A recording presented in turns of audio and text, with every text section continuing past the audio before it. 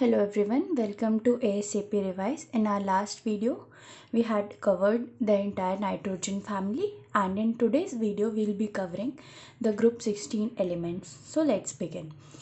The members of group 16 are oxygen, sulfur, selenium, tellurium and polonium. इसको याद रखने की ट्रिक है उससे टेपो.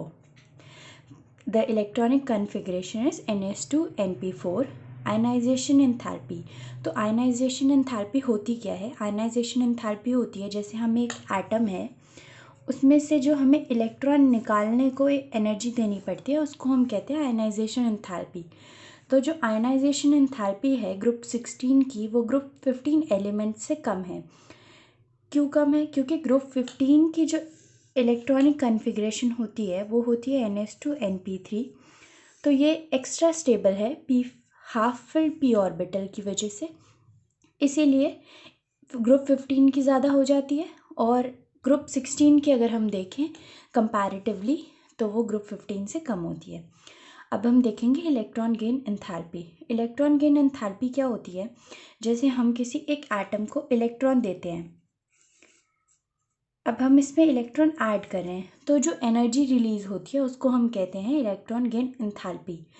तो इलेक्ट्रॉन गेन एंथैल्पी जो ऑक्सीजन की है वो लेस नेगेटिव होती है सल्फर से. आपको सिर्फ ये पॉइंट याद रखना है. इसका रीज़न क्या है? देखो, ऑक्सीजन का साइज़ छोटा है, पहले से ही छोटा है.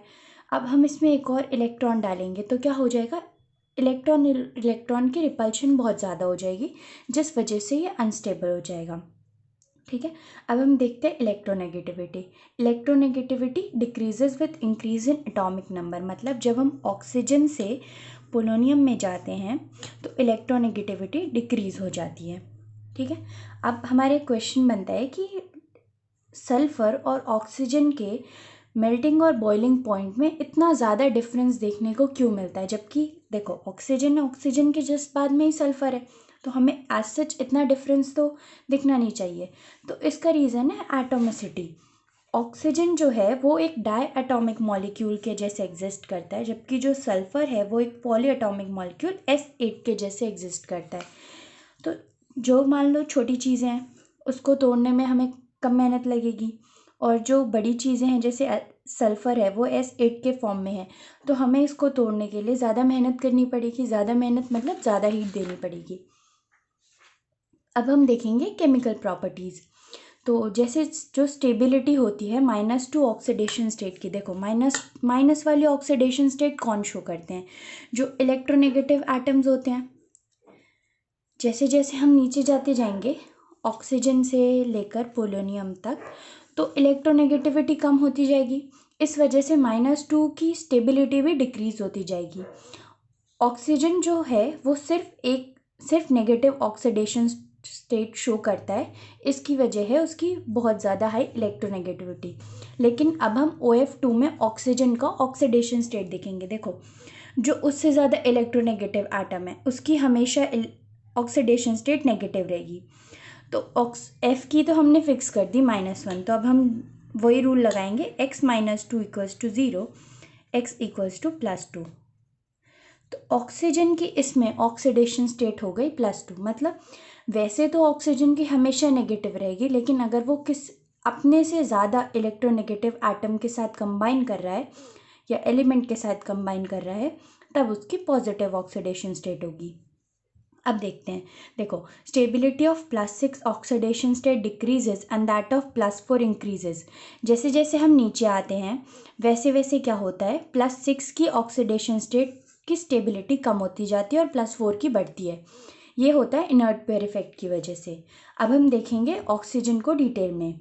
ऑक्सीजन की जो सारी प्रॉपर्टीज़ हम देखते हैं वो मेनली उसके छोटे साइज़ की वजह से हैं और उसके हाई इलेक्ट्रोनेगेटिविटी की वजह से हैं. सबसे पहले हम देखेंगे हाइड्राइड्स. हाइड्राइड्स क्या होते हैं? जैसे वाटर H2S, जहाँ पे देखो हाइड्रोजन को कंबाइन कर दो, ऑक्सीजन को कंबाइन कर दो, क्या मिल जाएगा? H2O. ठीक है. अब हम इनके इम्पॉर्टेंट ट्रेंड्स देखेंगे, ये पूछे जाते हैं. तो देखो, एसिडिक कैरेक्टर क्या होता है? जैसे जैसे हम सारे ट्रेंड्स को देखेंगे, जैसे हम ऊपर से नीचे आ रहे हैं, ऑक्सीजन से जैसे जैसे हम नीचे आ रहे हैं तो क्या होता है, हमारा एसिडिक कैरेक्टर बढ़ता है. हमारा बॉन्ड डिसोसिएशन एंथैल्पी घट रही है, हमारी थर्मल स्टेबिलिटी घट रही है, हमारा रिड्यूसिंग कैरेक्टर बढ़ रहा है, हमारा मेल्टिंग और बॉइलिंग पॉइंट बढ़ रहा है। ठीक है, तो अब हम सबसे पहले देखेंगे एसिडिक कैरेक्टर बढ़ क्यों रहा है। देखो, बॉन्ड डिसोसिएशन एंथैल्पी जो सेंट्रल पहले हम देख लेते हैं बॉन्ड डिसोसिएशन एंथैल्पी, क्योंकि एसिडिक कैरेक्टर उसी से रिलेटेड है। बॉन्ड डिसोसिएशन एंथैल्पी घटती क्यों है? जो सेंट्रल एटम का साइज़ है वो बड़ा होते जा रहा है, तो वो एच को मतलब उतने अच्छे से होल्ड नहीं कर पाता समझो, तो इस वजह से बॉन्ड डिसोसिएशन एंथैल्पी कम हो जाती है, हमें इस बॉन्ड को तोड़ने में कम मेहनत लगती है। अब जितनी ईजीली ये बॉन्ड टूट जाएगा, मतलब वो इतनी जल्दी एच रिलीज़ कर देगा, और एसिड्स क्या होते हैं जो एच प्लस जितना ईजिली रिलीज़ कर देते हैं, तो इस वजह से acidic character down the group increase हो जाएगा। अब देखो, थर्मल स्टेबिलिटी क्या है, वो घट रही है। क्यों घट रही है? क्योंकि बॉन्ड डिसोसिएशन एंथैल्पी घट रही है। अब देखो, रिड्यूसिंग कैरेक्टर है वो बढ़ रहा है, ये हम आगे देखेंगे। और H2O इसमें से रिड्यूसिंग नहीं होता, बाकी सारे होते हैं। मेल्टिंग पॉइंट और बॉइलिंग पॉइंट नीचे नीचे जैसे हम जाते हैं वो बढ़ता है। क्यों? क्योंकि साइज़ बढ़ता है। एक्सेप्शन क्या है? H2O का जो मेल्टिंग पॉइंट और बॉइलिंग पॉइंट होता है वो H2S से ज़्यादा होता है। इसका मेन रीज़न यही है कि H2O में बहुत एक्सटेंसिव हाइड्रोजन बॉन्डिंग होती है। वाटर मॉलिक्यूल्स आपस में हाइड्रोजन बॉन्डिंग बना लेते हैं, इस वजह से उसका मेल्टिंग पॉइंट और बॉइलिंग पॉइंट ज़्यादा होता है। अब हम देखेंगे रिएक्टिविटी विथ ऑक्सीजन। तो अब जो एलिमेंट्स हैं वो ऑक्सीजन के साथ कंबाइन करेंगे तो ऑक्साइड्स बनेंगे। ऑक्साइड्स दो टाइप के बनाएंगे, एक बनाएंगे EO2, मतलब जिसमें E क्या है, हमारा सेंट्रल एटम जो होगा ग्रुप 16 का एलिमेंट, EO3 टाइप के। EO2 के एग्जाम्पल्स है जैसे SO2 हो गया, SeO2 हो गया, और EO3 के SO3 SeO3। अब ये दोनों ऑक्साइड्स जो हैं वो एसिडिक नेचर के होते हैं। इसको याद रखने के लिए बहुत सिंपल है, क्योंकि नॉन मेटल के ऑक्साइड्स एसिडिक होते हैं, इसलिए ग्रुप 16 में सारे मेनली नॉन मेटल्स ही हैं, इसलिए उनके ऑक्साइड्स हमें एसिडिक मिलेंगे। अब देखो, जैसे जैसे हम SO2 से TeO2 में जाते हैं, हमारा रिड्यूसिंग प्रॉपर्टी क्या होता है, घट जाता है। क्यों? पहले देखते हैं। SO2 रिड्यूसिंग है, जबकि TeO2 ऑक्सीडाइजिंग एजेंट है। इसको हम कैसे देख लेते हैं। देखो, जो ऑक्सीडाइजिंग एजेंट होता है वो क्या होता है, वो खुद रिड्यूस होता है।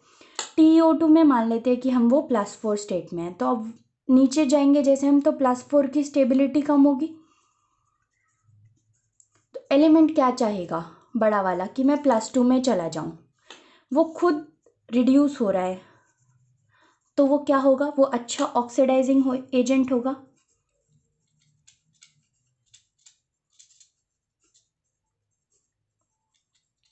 ठीक है, इस वजह से जैसे जैसे हम नीचे आते हैं TeO2 एक अच्छा ऑक्सीडाइजिंग एजेंट होता है। अब हम देखेंगे रिएक्टिविटी विथ हैलोजेंस। हैलोजेंस के साथ ये हेक्साहेलाइड्स बनाते हैं, टेट्राहेलाइड्स बनाते हैं, डाइहेलाइड्स बनाते हैं, और मोनोहेलाइड्स भी बनाते हैं। तो सबसे पहले हम देखेंगे हेक्साहेलाइड्स। जो हमारे हेक्साहेलाइड्स होते हैं इनका ऑक्टाहेड्रल स्ट्रक्चर होता है, ये देखो SF6। इसमें से हमें सिर्फ इनके जो एग्जाम्पल्स दिए हैं वो याद रखने हैं, और जो हमारी हाइब्रिडाइजेशन है वो याद रखनी है, और इनके स्ट्रक्चर्स याद रखने हैं। एग्ज़ाम में इससे ज़्यादा कुछ नहीं पूछेंगे। तो जो हेक्साहेलाइड्स हैं उनका ऑक्टाहेड्रल स्ट्रक्चर होता है, ये देखो sp3d2 हाइब्रिडाइजेशन होती है। इसमें से जो SF6 है ये एक्सेप्शनली स्टेबल होता है। ठीक है, ये है SF6 का स्ट्रक्चर, ये आपको स्ट्रक्चर्स भी आने चाहिए। अब जो EX4 टाइप के हैं, फॉर एग्जांपल SF4, ये टेट्राहेलाइड्स हैं। इसका ट्राइगोनल बाइपिरामिडल स्ट्रक्चर होता है, और sp3 डिहाइब्रिडाइजेशन होती है। अब देखो, टेट्राहेलाइड्स के दो पॉसिबल स्ट्रक्चर्स पॉसिबल हैं। एक जिसमें जो हमारा लोन पेयर है वो एक्सियल पोजीशन पे है, और एक जिसमें हमारा लोन पेयर है वो इक्वेटोरियल पोजीशन पे है। तो अब हमें इन दोनों में से देखेंगे कि ज़्यादा स्टेबल कौन सा है। पहले बहुत बार ऐसे दोनों स्ट्रक्चर्स बना के पूछ लिए जाते थे कि बताओ दोनों में से कौन सा ज़्यादा स्टेबल होगा। तो देखते हैं, जिसमें लोन पेयर इक्वेटोरियल पोजीशन पे है वो वाला ज़्यादा स्टेबल होता है, जिसमें लोन पेयर एक्सियल पोजीशन पे है वो अनस्टेबल होता है। और टेट्राहेलाइड्स की सीसॉ ज्योमेट्री होती है, देखो ये सीसॉ जैसा दिख रहा है ना, इस वजह से इसकी सीसॉ ज्योमेट्री होती है। अब हम देखेंगे EX2 टाइप के हैलाइड्स, फॉर एग्जांपल SF2। ये डायहैलाइड्स हैं, इनका टेट्राहेड्रल स्ट्रक्चर होता है और sp3 हाइब्रिडाइजेशन होती है। इससे ज़्यादा आपको कुछ भी याद नहीं रखना। अब हम देखते हैं स्टेबिलिटी ऑफ हैलाइड्स, मतलब अगर हम एलिमेंट को सेम रख दें और हम हैलाइड को चेंज करते जाएं, जैसे इसमें हमारा फ्लोरीन है, इसमें क्लोरीन है, इसमें ब्रोमीन है, तो स्टेबिलिटी होगी फ्लोरीन वाले की सबसे ज़्यादा, उसके बाद क्लोरीन, फिर ब्रोमीन, फिर आयोडीन। अब हम देखेंगे मोनोहैलाइड्स। मोनोहैलाइड्स क्या हैं? जैसे कि होना तो ये चाहिए था कि SF होता मान लो, लेकिन ये जो मोनोहैलाइड्स होते हैं ये डाइमर बना लेते हैं। दो मान लो जुड़ गए तो अब क्या बन जाएगा, हमें मिल जाएगा S2F2। ठीक है, ये होते हैं डाइमेरिक हैलाइड्स। ये क्या होते हैं, ये डिस्प्रोपोर्शनेट हो जाते हैं। जैसे Fe2Cl2 को हम देखें तो Fe2Cl2 डिस्प्रोपोर्शनेशन पहले तो क्या होती है? डिस्प्रोपोर्शनेशन रिएक्शन वो होती है जिसमें कोई भी मान लो एलिमेंट है, फॉर एग्जांपल हम मान के चल रहे हैं कि वो +4 स्टेट में, तो वो एक तो चला जाएगा हायर स्टेट में और एक वो चला जाएगा लोअर स्टेट में। लोअर मान लो कुछ भी हमने मान लिया +3, तो वो +5 वाला भी एलिमेंट कंपाउंड दे दे और वो +3 वाला भी कंपाउंड दे दे। तो Fe2Cl2 इसमें चला जाता है, देखो इसमें इसकी +1 ऑक्सीडेशन स्टेट है, SeCl4 में इसकी +4 स्टेट है और Se में इसकी 0 है, तो ये होगा डिस्प्रोपोर्शनेशन रिएक्शन। अब हम देखेंगे डाईऑक्सीजन मतलब O2।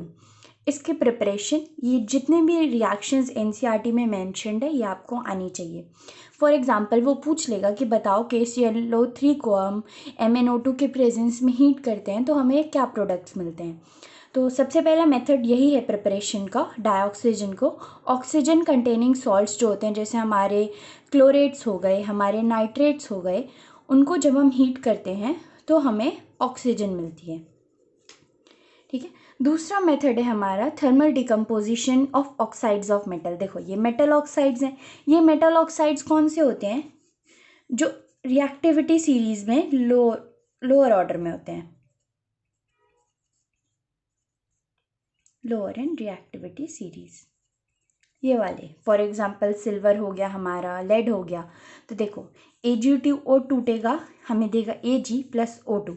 सिमिलरली Pb3O4 टूटेगा हमारा PbO और O2 में। HgO हमारा टूट रहा है Hg और O2 में, PbO2 हमारा टूटेगा PbO और O2 में।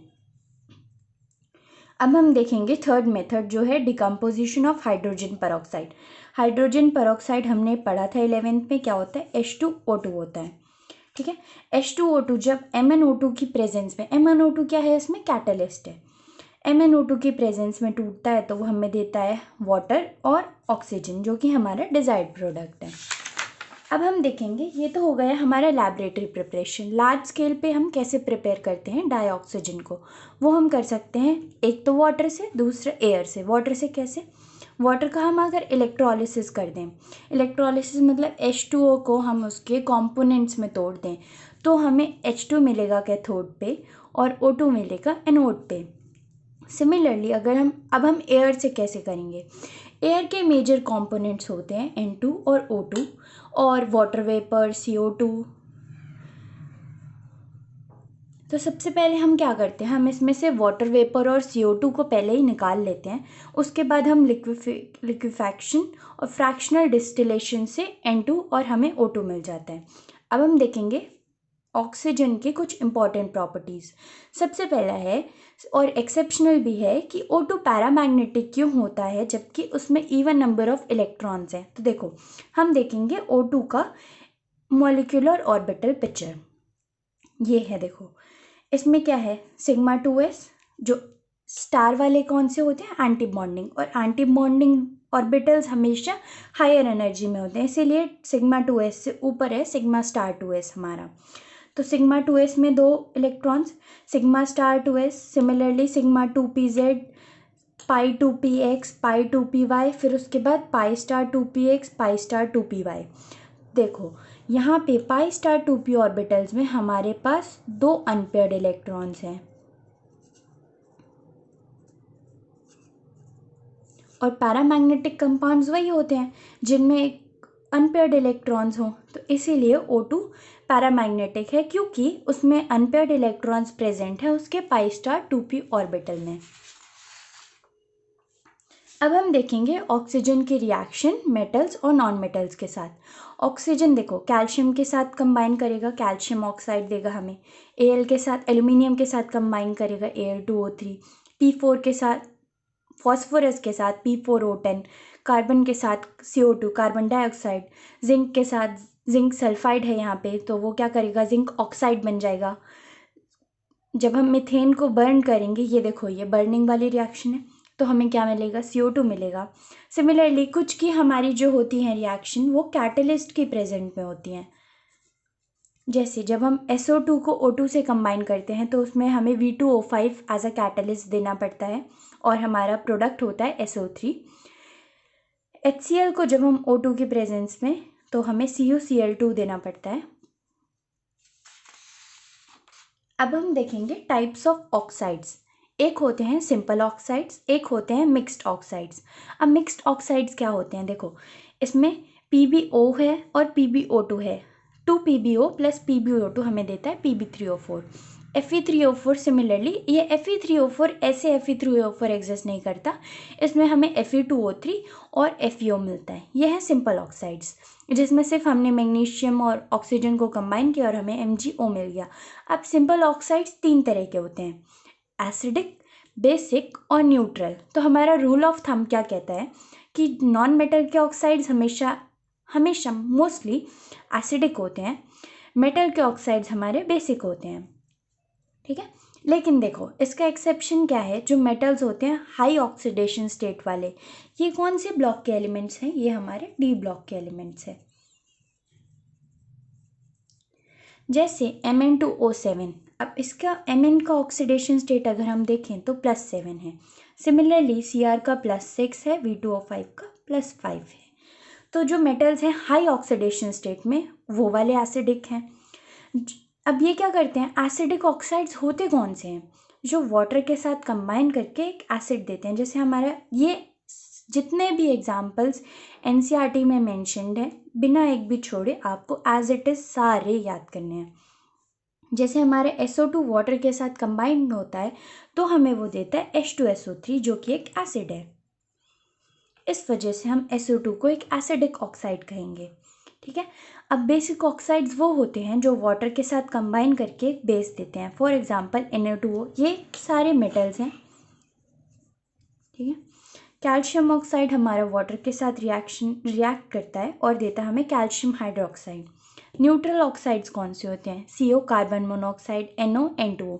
ये आपको सारे याद रखने हैं क्योंकि वो MCQ में ऐसे दे देगा, इन तीनों के अलावा कोई और एक इसमें से या इसमें से डाल देगा और पूछेगा कि बताओ इनमें से न्यूट्रल वाला कौन सा नहीं है या इसमें से बेसिक कौन सा है। अब हम देखते हैं एम्फोटेरिक ऑक्साइड्स। एम्फोटेरिक ऑक्साइड्स वो होते हैं जो एसिड और बेस दोनों के साथ रिएक्ट करते हैं। इसका सबसे कॉमन एग्जांपल है Al2O3। Al2O3 हमारा HCl के साथ कंबाइन करता है और ये प्रोडक्ट देता है, और हमारे NaOH के साथ कंबाइन करके ये प्रोडक्ट देता है।